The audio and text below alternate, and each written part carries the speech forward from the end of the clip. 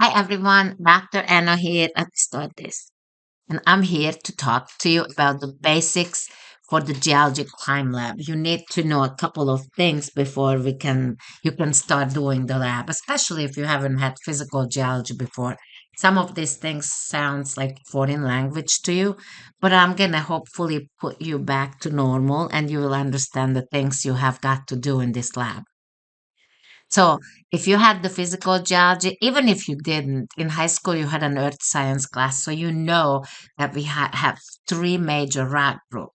One is the igneous rocks, the metamorphic rocks, and the sedimentary rocks. Now, in historical geology, the sedimentary rocks will be the most important because here we're trying to put together the history of the earth using mostly the sedimentary rocks, which contain all the tools we can puzzle together what happened in what time frame in the Earth history.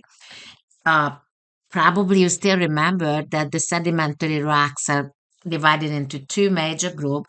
One is the clastic. Those guys were formed by physical weathering, but the rocks broke up into small fragments and then got cemented together. And we are able to tell what the original rock composition was, the parent rock, in another word. On the other hand, the other big group is the chemical or biochemical. This is where the original rocks completely dissolved, went it into true chemical solution, and then precipitated out as a different type of rock. When we're talking about the igneous rocks, I'm going to show you a couple of symbols we use in geology cross section. One of them would be this kind of crosses. The other kind would be for igneous rocks like this. And then sometimes it looks like this. So these are all different igneous rocks, and we don't have to go into bigger details. Just remember, those symbols are going to be igneous rocks. Now, the metamorphic rocks are pretty simple because most of the time they just look like wiggly lines. That just means remember, metamorphic rock means that it has been a different rock before, and then it metamorphosed into a new composition and texture rock. Okay, so now we're going to go deeper into the sedimentary rock symbols on the next page. So we have the clastic sedimentary rocks here, conglomerate and breccia. Now the symbol for conglomerate will just be simple with the pebbles in it. On the other hand, when we're talking about breccia, you will have sharp fragments. So that's breccia, and that's the C and breccia. Sandstone will be looking like this on the cross section. Then you have little sand particle looking things. So that's sandstone. The siltstone will be similar, but instead of the dots, it's going to have low lines, dotted lines, I should say.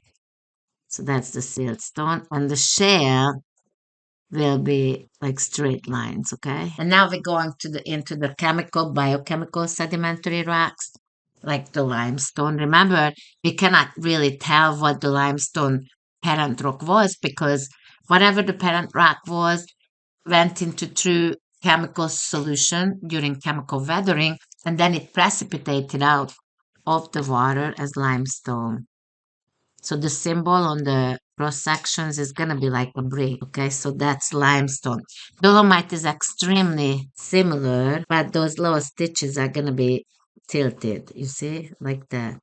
So it's really easy. Even if you had to draw it on a test or something, it's easy. The coal is just going to be a solid black coloring. So it's not going to be red, but solid black. I will write it next to it. Solid black, okay? And then the evapotite, I don't think we'll see many of that, but that's how they show it, okay? So this is about I will have another page where I show you the unconsolidated sediment symbol. So when I will draw transgression and regression, I will use this symbol. So it's unconsolidated means it just settled down. It hasn't become a sedimentary rock yet. So I'm going to show you pebbles like that. The sand is going to look like this. So this is just sand particles like deposited on the beach. The silt will look like this, and the clay is just the lines. It's not like metamorphic rocks. It wants to be parallel lines, which then becomes shale when it becomes a rock. The other thing you will really have to know before you can start the geologic time lab is the geologic principles. The geologic principles were extremely important during the time when geologists still didn't know about absolute age dating, which didn't happen until people have discovered the radioactive elements, because that's what we use for telling how old is a rock, numbers, years.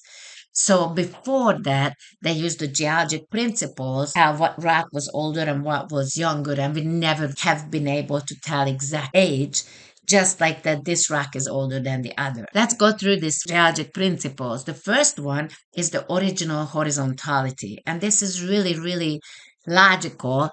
Nicholas Steno came up with it is because if you have any kind of sedimentary basin like a lake or an ocean, particles always settle gravity, they settle down into horizontal layers. So the layers are always going to be horizontal. It's the original horizontality. So this principle states that the layers of sediment are initially deposited horizontally. If they are tilted, that happened because of plate tectonics. So it had nothing to do with the original settling down of the sedimentary particles. The next one is the superposition. The superposition is really the most basic principle. They're just talking about that if you find anywhere set of rock layers and you know that nothing happened to them, so there is no tilting or there is no folding or any kind of disturbance, like you can go to a river and you can see a bunch of sedimentary layers, like you could see pebbles, then you would see probably sand, then you would see like pebbles again.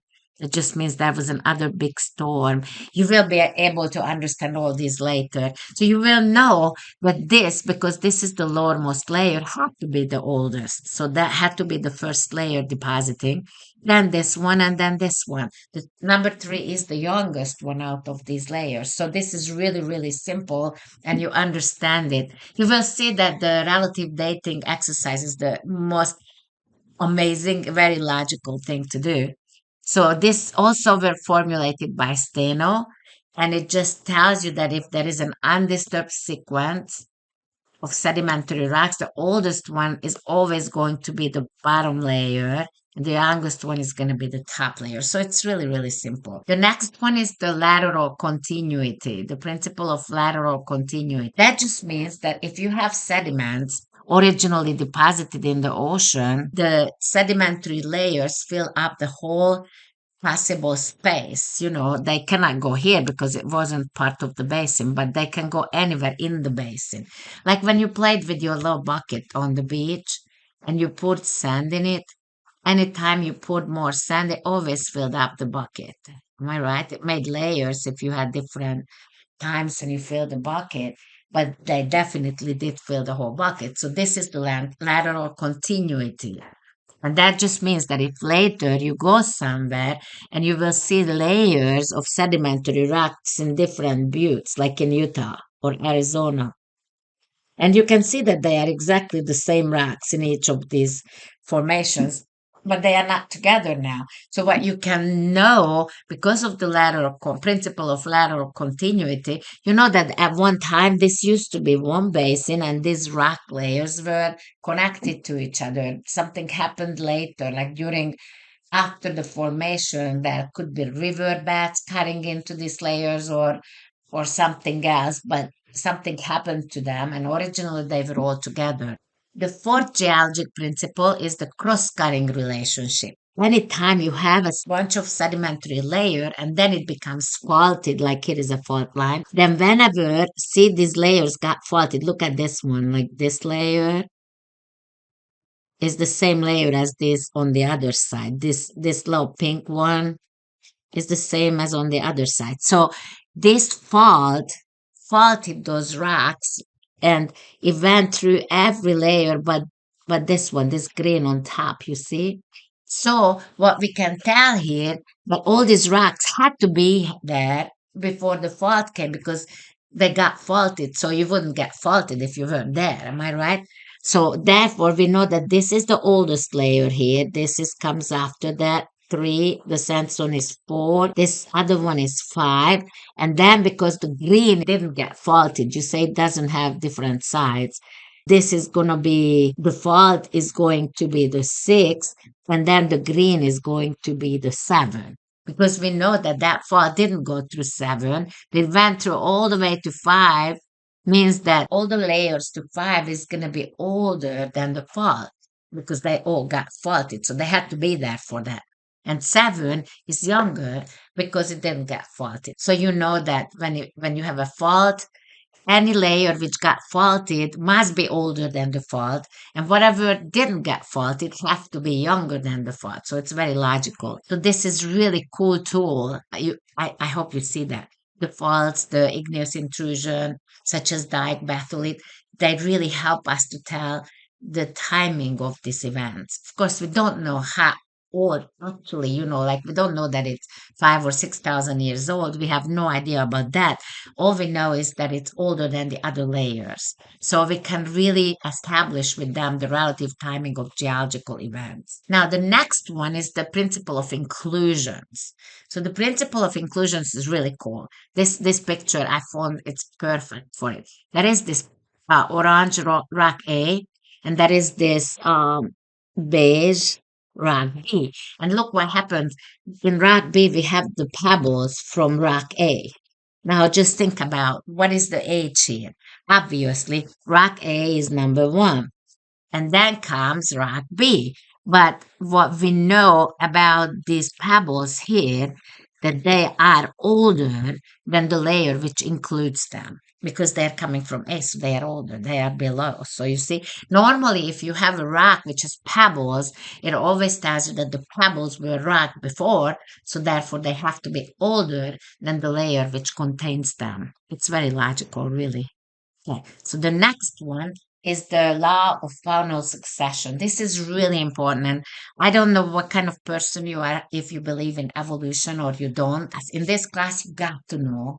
You got to take it as there is evolution. Because tell you the truth, if you didn't believe that there is evolution, then it would be really hard to realize how geologists find oil and gas deposits, which helps you to drive your cars and do a lot of other things as well. But the way we can find oil and gas and other geological resources, that we know that certain fossils are occurring at certain part of the geologic time, so we can use them to correlate rocks in throughout large distances, because we know that the fossils can only occur at one time during the geologic history, and every time you see that fossil, it always represent the exact same time.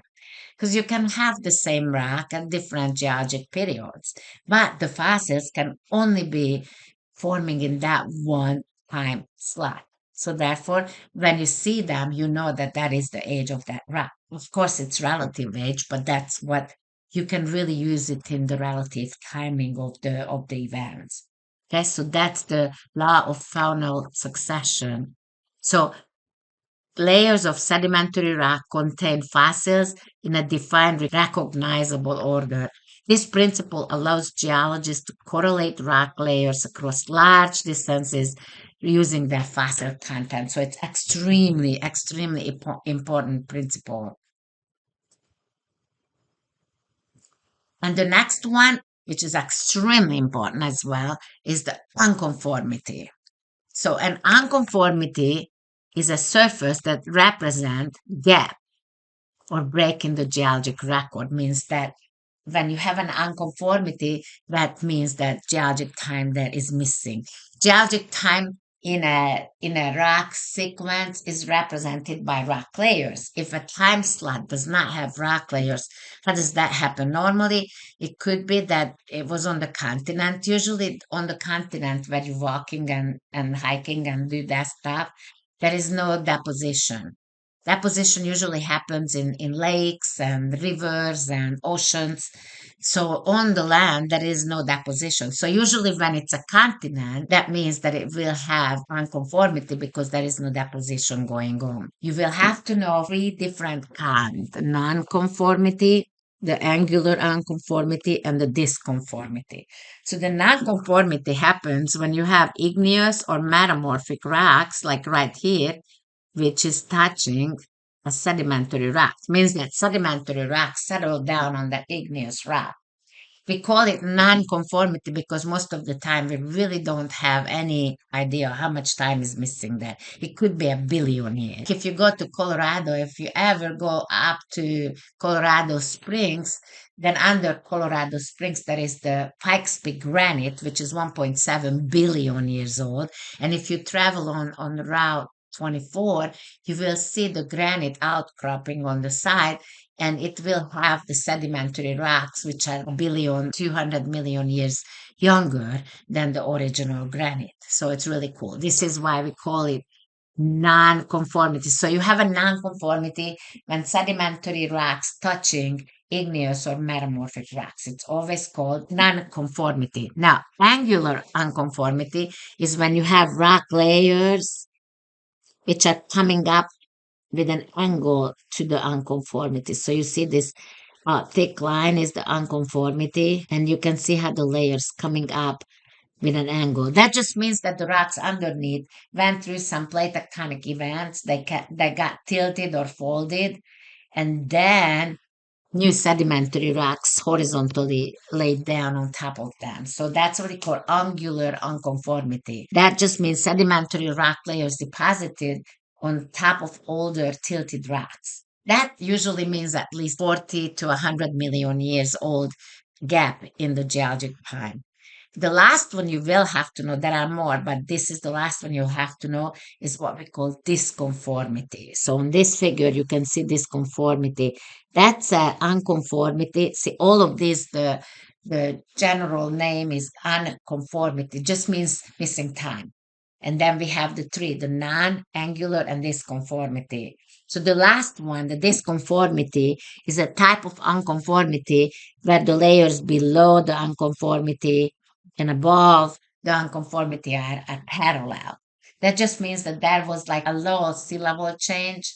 And for a while, the area became like continent, so there was no deposition. And then the sea level came back up and the deposition continued. This usually means very small time gap, probably 10,000 years. It could be as much as 100,000 to a million or something like that. I hope now you understand these unconformities, making everything easier to understand. So, unconformities, these are really important. Unconformities are crucial for reconstructing the Earth history. Divide the rock record into segments which are separated by significant time gaps. They are providing evidence for major geological events such as mountain building, sea level changes, and prolonged erosion. Means that the continent was there for a long time and there was no any kind of deposition. This will really help geologists to correlate rock layers and interpret the sequence of geological events in a region. So this is what makes it understandable. So if you have like a big unconformity, and this is like an angular unconformity, and then you have here fossils, and you have fossils here as well, but there will be definitely different fossils here. They will mean a very different age, okay? So this is how we will be able to use the relative dating, and the tools we just went through the principles really gonna help us to put together the relative age sequence.